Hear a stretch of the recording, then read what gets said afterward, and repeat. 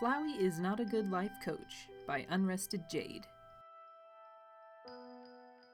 Chapter 4. Tonight on the WB.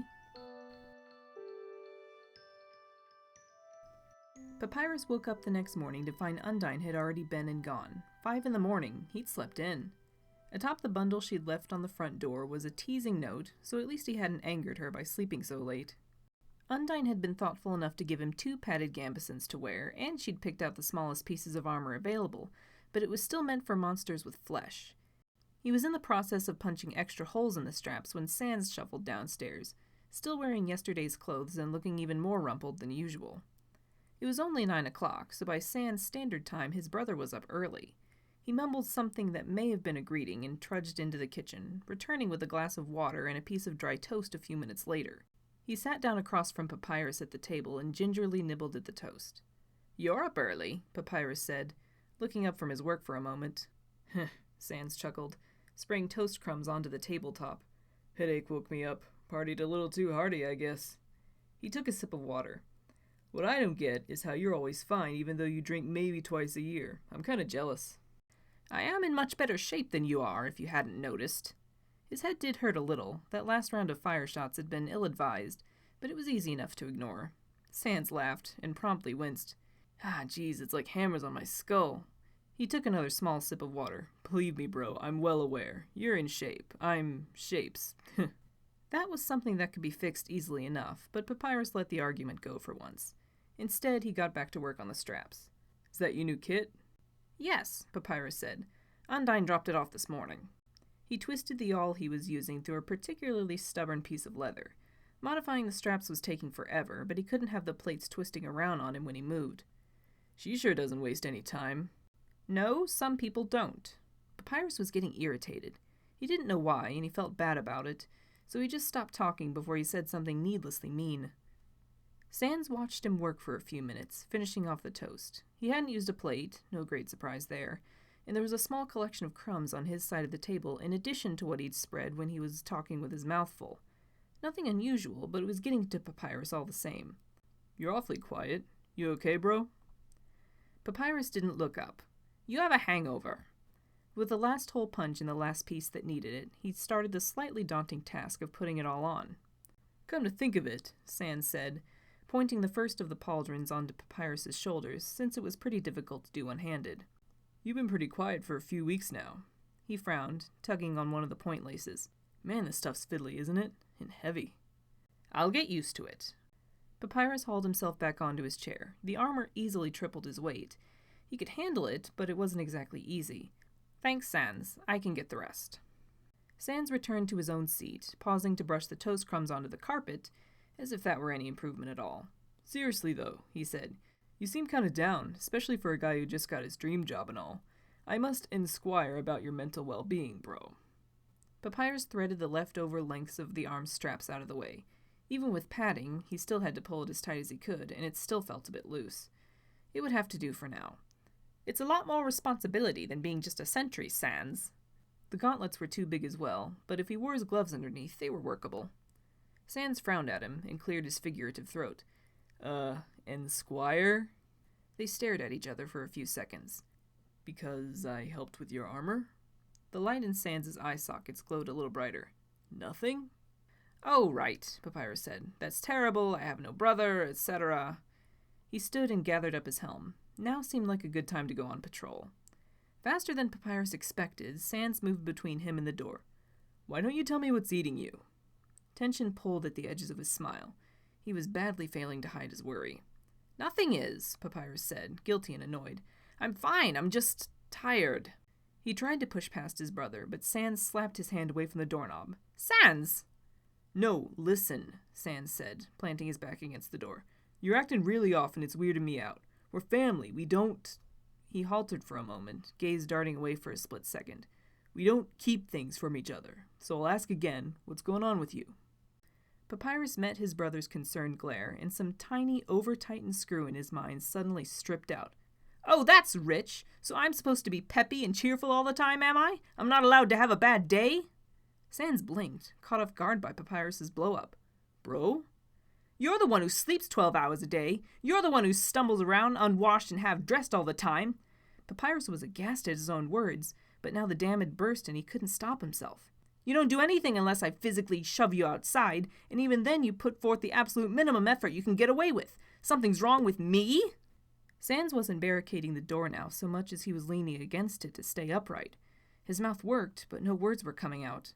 Papyrus couldn't get the words to stop. He was coming to a realization about his brother in the worst possible way, and he couldn't stop himself talking. When's the last time you washed those clothes? When's the last time you showered? Do you even remember? You smell like wet dog hair and feet. God, why was he being so cruel? Why couldn't he just shut up? I'm the one with the problem? You can't even... No, you refuse to take care of yourself. You refuse to take anything seriously. You think I want to drag you along by the wrist for the rest of our lives? You think I want to be the one keeping you going day in and day out? I should be asking what's wrong with... I should... Why had he never asked if Sans was okay? He was the worst, most selfish person in the world. Please, stop, Sans said. Barely a whisper, but Papyrus had already run out of steam. The house felt very small. Sans wouldn't look at him, and Papyrus needed to go. Now. He said. I need to start my patrol. Sans didn't move, just allowed himself to be pushed along in front of the door when Papyrus opened it. He stepped away only when he had to avoid falling over. Yeah, he said, eyes gone dim and flickering. Guess I should get ready for work anyway. No, you should stay home today. Papyrus jammed his helm on. One last piece that didn't quite fit. At least the visor slit was in the right place. You better fall asleep here than at your station, he added, unnecessarily. At any other time, a comment like that would have been normal brotherly sniping, but after that, it amounted to a final blow when he should have been merciful. He didn't shut the door after himself, wholly focused on just putting some distance between them as quickly as possible. He could feel his brother stare on his back until the house was out of sight. Wow, looking sharp, Papyrus! Papyrus bit down on a frustrated scream. Of course Flowey would pop up as soon as he crossed the bridge out of town. Of course he led with the same compliment Papyrus had heard over a dozen times on his way here, thoroughly ruining it forever. Though he hadn't taken a great deal of pleasure in the attention anyway. He wasn't sure why. Maybe it was because he still felt like the scum of the underground after his altercation with Sans that morning. All the praise and well-wishing rang hollow. As if to twist the knife deeper, Flowey said, So I couldn't help but overhear you reading your brother the riot act earlier. Papyrus frowned. That was none of Flowey's business. And while he wasn't surprised, it was still deeply unsettling how he was being watched at home, too. That's between my brother and me, he said. If you ask me, Flowey said, ignoring him completely, you are completely in the right. It wasn't my place to say anything, but I've thought for a long time now that he takes advantage of your kind nature. He bobbed on his stem. Not that I think he means to, don't get me wrong, but that guy has some serious issues, don't you think? Maybe he'll do some thinking thanks to your intervention. Yeah, Papyrus thought to himself. He'd do some thinking on what a jerk his brother was.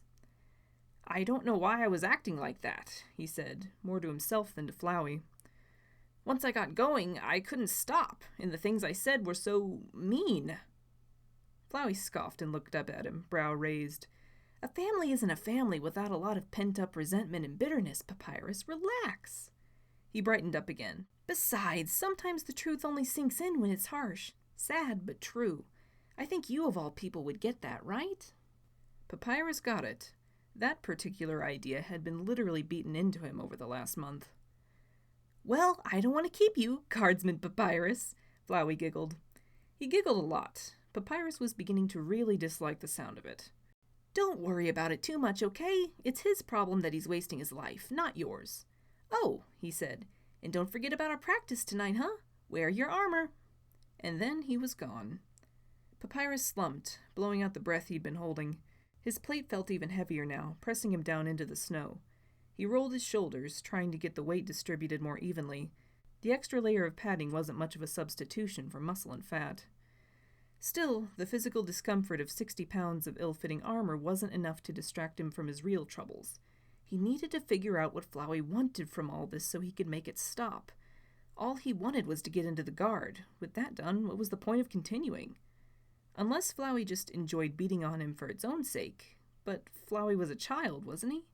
He'd been a child for a long time, true, but he'd been through such horrible things, and he'd been alone for so long. Perhaps he just didn't know how to behave. Maybe he could talk with Flowey tonight. It might not get him anywhere, but he was at a loss for what else to do. They couldn't go on like this. Flowey wasn't being a very good friend, and whatever the reason for that was, something had to change.